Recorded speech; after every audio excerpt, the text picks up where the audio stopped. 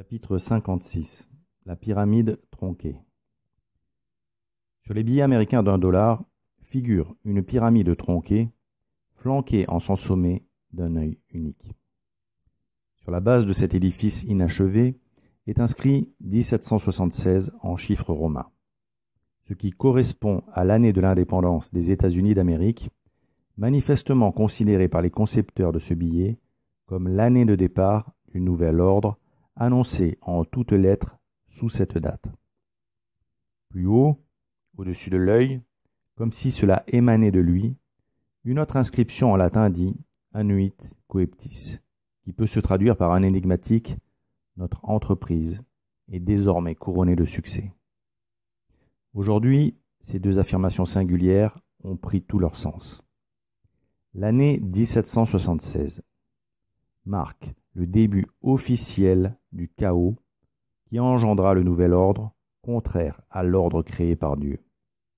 Et l'entreprise des forces occultes qui ont initié ces changements est effectivement couronnée de succès. C'est un fait.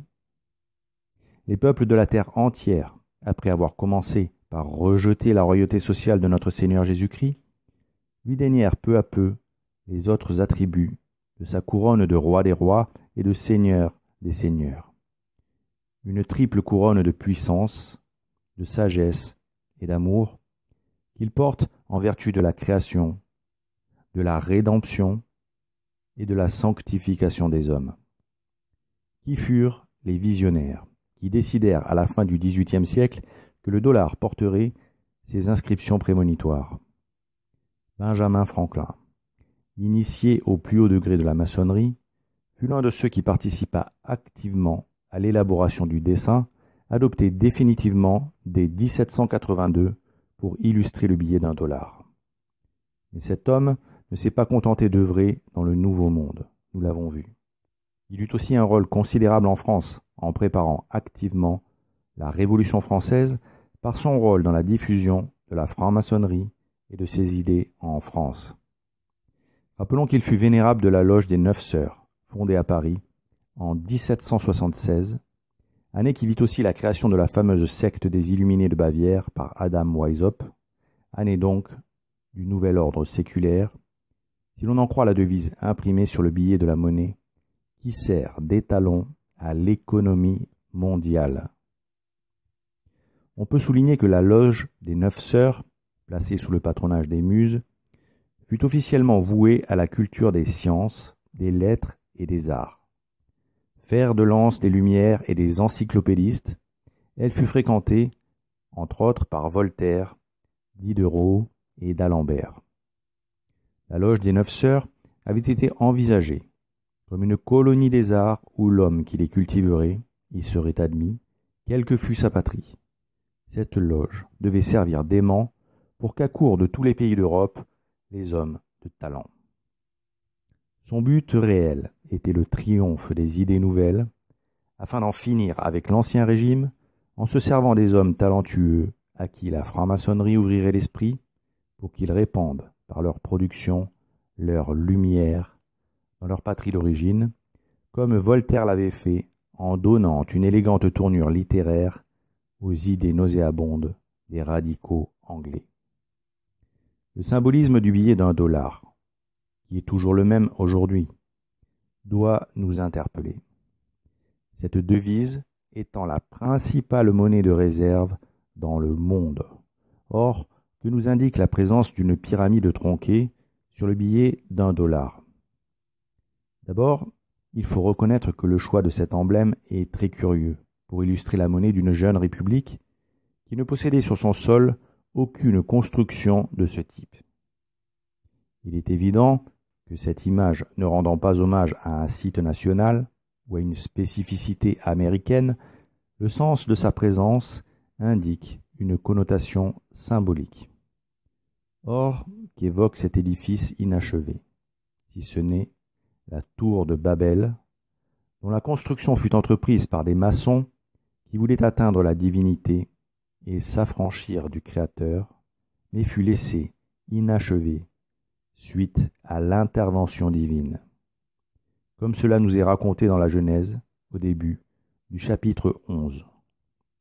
La terre n'avait alors qu'une seule langue et qu'une même manière de parler. Et comme ils étaient partis du côté de l'Orient, ayant trouvé une plaine dans le pays de Sénahar, ils y habitèrent. Et ils se dirent l'un à l'autre, « Venez, faisons des briques, et cuisons-les au feu. » Ils se servirent donc de briques comme de pierre, et de bitume comme de ciment.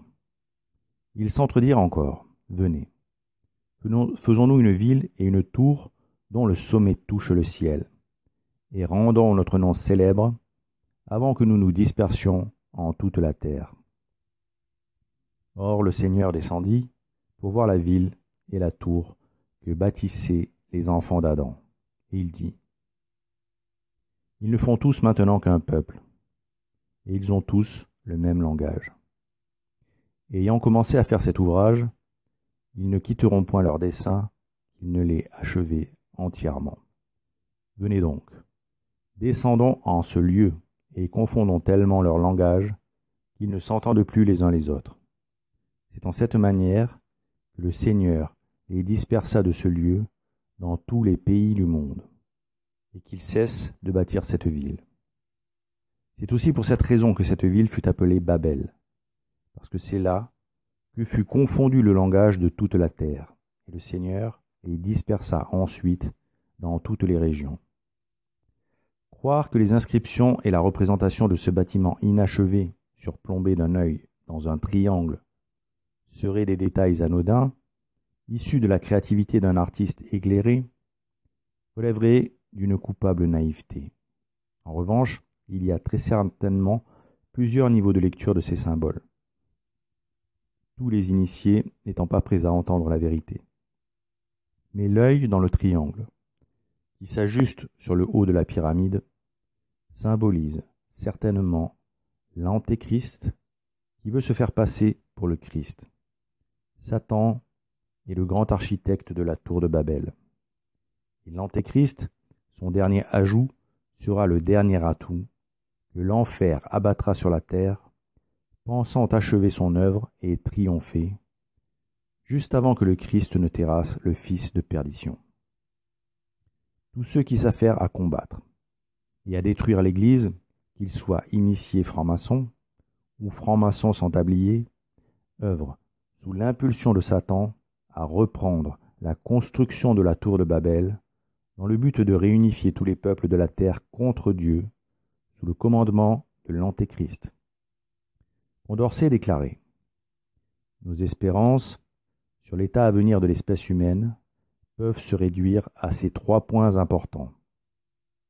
La destruction de l'inégalité entre les nations, les progrès de l'égalité dans un même peuple, enfin, le perfectionnement réel de l'homme. » Cela résume bien cette volonté utopiste d'abattre les différences et de construire une soi-disant égalité entre les peuples et entre les hommes qui ne satisfera personne, en dehors du diable, car elle engendre un nivellement par le bas au détriment du perfectionnement de l'homme qui ne passe que par la religion et l'amour du Christ.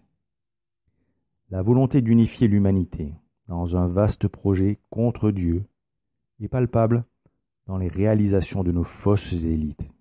Par exemple, le bâtiment du Parlement européen de Strasbourg, baptisé Louise Weiss, a été conçu pour ressembler au célèbre tableau de Peter Bruegel, la tour de Babel, peinte en 1563. Or, Babel est le nom hébreu de Babylone. Officiellement, bien sûr, l'aspect inachevé de cette construction reflèterait le caractère inachevé de l'Europe. Mais la ressemblance avec la toile du peintre flamand est si saisissante que le doute n'est pas permis. D'ailleurs, en 1992, une campagne de publicité pour la promotion du même Parlement, qui n'était pas encore construit, représentait la tour de Babel de Bruegel et portait pour slogan « Europe, many tongues, one voice ».